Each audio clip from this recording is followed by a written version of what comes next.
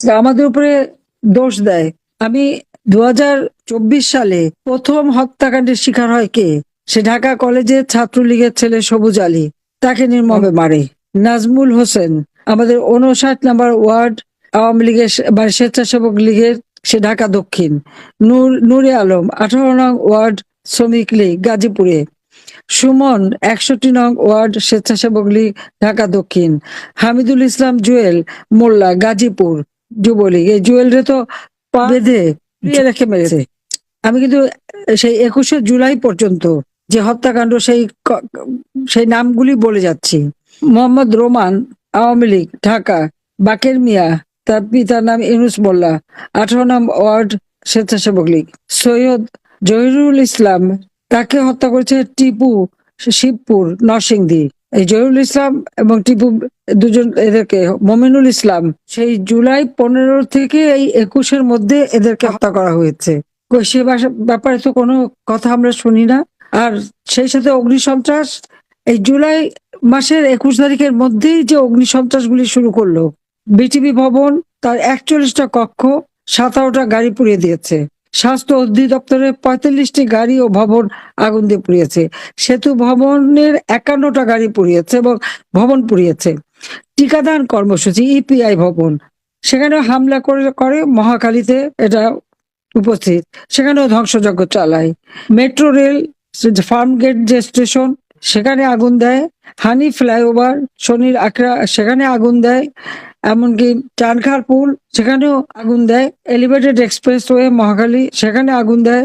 বাংলাদেশ বিজ্ঞান গবেষণা কেন্দ্র পিবিআই, সেখানেও আগুন দিয়ে হামলা করে বা আগুন দেয়। ধানমন্ডিতে দুর্যোগ ব্যবস্থাপনা অধিদপ্তর 35টা গাড়ি অগ্নিসন্ত্রাস করে, পুড়িয়ে দেয় বিল্ডিং এ।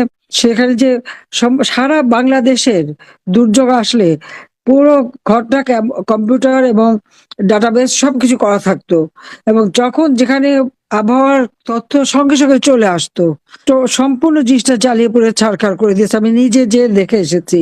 ডাটাবেস সেন্টার যেটা মহাখালী, সেখানেও আগুন দেয়। করোনা হাসপাতাল আমরা করেছিলাম মহাখালীতেই, কোভিড এর সময় কোভিড হাসপাতাল, এই হাসপাতালটা সম্পূর্ণভাবে করোনা রোগীদের জন্য মানে চিকিৎসা দেওয়া হতো, সেটা আগুন দিয়ে পোড়ায়।